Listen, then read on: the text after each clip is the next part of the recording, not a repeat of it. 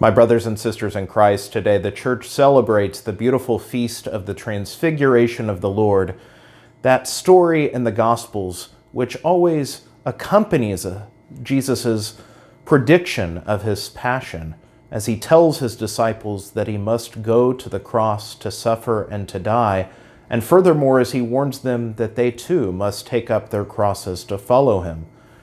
This is a message that's difficult for his followers to accept. And so this story, right before Jesus begins his path to Jerusalem, to his passion, he takes up Peter, James, and John up a mountain, and there they see a glimpse of his glory. Now, this glimpse of his glory is momentary. It's but this moment of time, and yet it is something that they remember. As they go down the mountain, as Jesus, in a sense, returns to the way they normally experience him, they remember this when he experiences the scandal of the cross, and after his resurrection, they're reminded of the hint of glory that they had seen in him. It's a beautiful reminder to us that struggle in the spiritual life, that sometimes we wonder where God is. In the valleys of life, in the times of darkness, or the times where prayer just seems dry, we can wonder where the Lord is.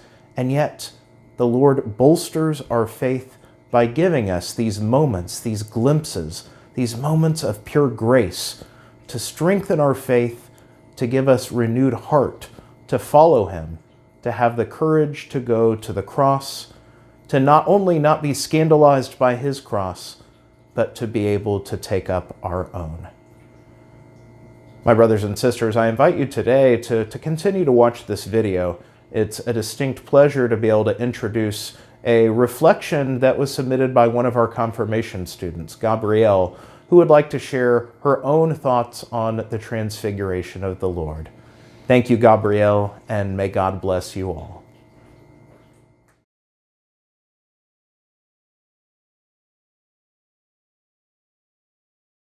The Transfiguration of the Lord was a powerful demonstration of Jesus' human form changing into a more beautiful and spiritual state of glory. Jesus revealed to his disciples that he would die one day. His disciples began to lose faith in him and wonder if he really was the Messiah. Therefore, Jesus took 3 disciples, Peter, James, and John, up into a high mountain far away from others. While one day on the mountain, the disciples saw Jesus' face that turned bright like the sun, and his clothes became as white as the light.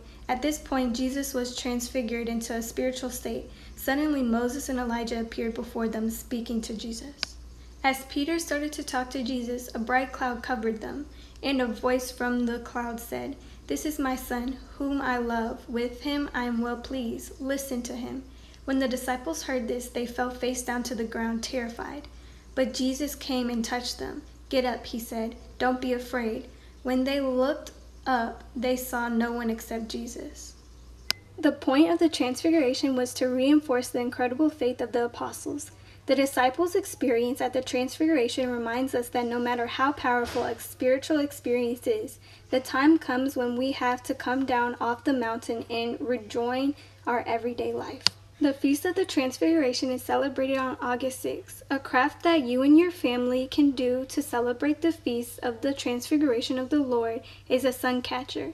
It is meant to resemble the gleaming white light that Jesus shone on the mountain during his transfiguration. Please see the following link for directions.